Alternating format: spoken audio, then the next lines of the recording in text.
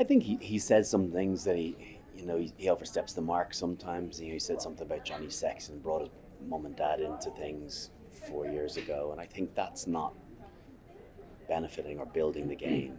I think that's scaremongering, and we don't want that. We're trying to help the product rather than hinder it, and I think sometimes he gets it wrong. I think that stuff about brutality, I think that's harmless enough, particularly when you get your backside handed to you, after the game. So we can all have a chuckle about it. But I think there's certain things that are close, are on the edge, and sometimes he does overstep the mark. But there's no doubt, from a media perspective, and I'm in the media as well, I'm intrigued as to what he's going to say.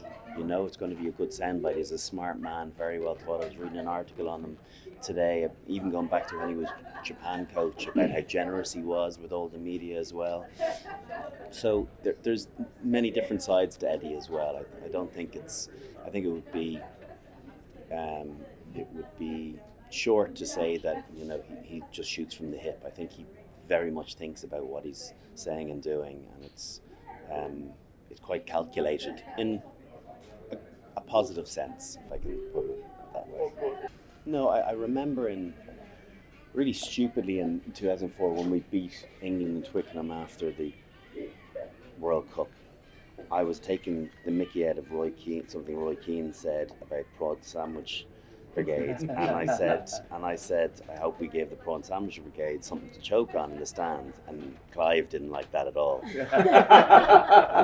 and from the reaction on the pitch, I don't think Lawrence liked it at all either. And I played poorly, and I don't know whether it was as a result of that got in my head, or whether I just had an off day. It probably, because we won the game, it got pushed to one side. But I had a poor game that day, and it's hard to know what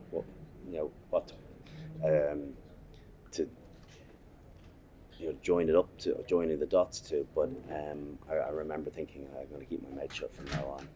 No, it's genuinely not. I think yes, of course, there's huge corporate in all rugby these days, and that's the reality. The same in the Aviva, where there's been question marks about the atmosphere created because in inverted commas, the true fans aren't getting an opportunity to go to those games and roar for their team, and there's probably a bit of substance in that, and I would say it's no different in Twickenham.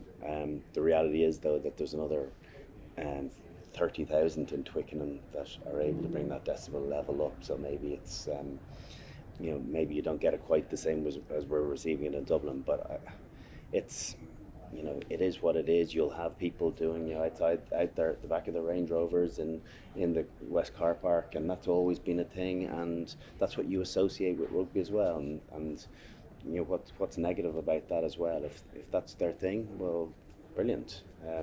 And if they're able to do it, fantastic. It's part of the history of Six Nations as well, isn't it? When you go to Twickenham and you see that, in many ways as a player, you look over enviously, thinking, there they are enjoying their champagne and their canapes, and here we are, butterflies in our stomach, rumbling, and we got to go out and play a game, and they're looking up, going, God, they're so lucky they're going to go out to play for their national team now in a minute. Grass is always greener.